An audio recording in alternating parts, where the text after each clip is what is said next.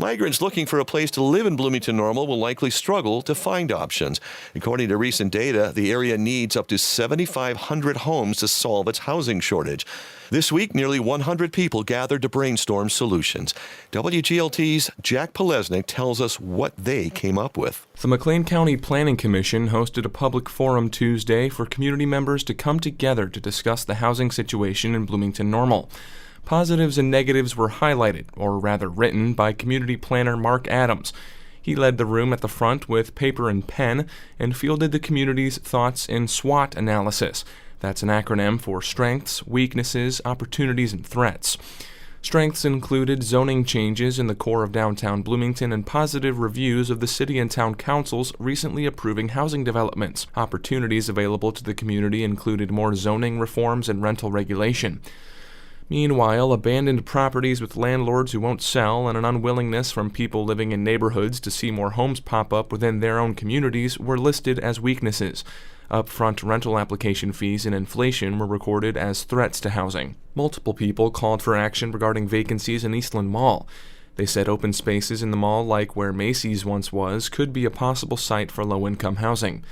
Transportation came up as a potential issue. Bloomington resident Jesse Henshaw says not having a car and relying on the bus system can make finding the right place difficult. You just hop in your car, that's so easy to do.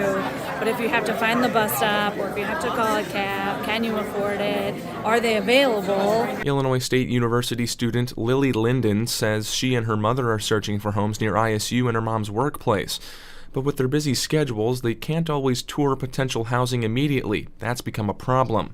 Linden says helping people who are trying to move out of single-family homes into bigger houses may help people like her, freeing up the smaller single-family homes for those who need them. If there's a grant or some tax break that we could give them to open up more of the single-family homes, so renters that want to do that can do that and just kind of open up along the chain, that would greatly help our housing problem. Meanwhile, housing for single people also came up at the forum.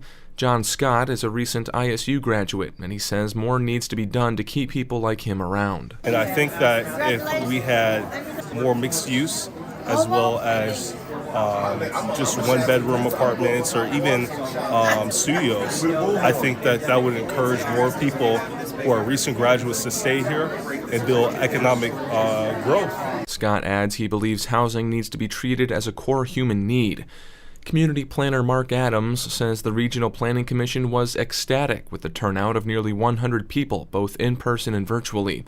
Adams says the commission plans to use the feedback to help shape its regional housing recovery plan that it plans to release in late March or early April. I'm Jack Polesnik. The Regional Planning Commission is taking feedback until 4 p.m. tomorrow via email and an online form. You can find it in our story at WGLT.org.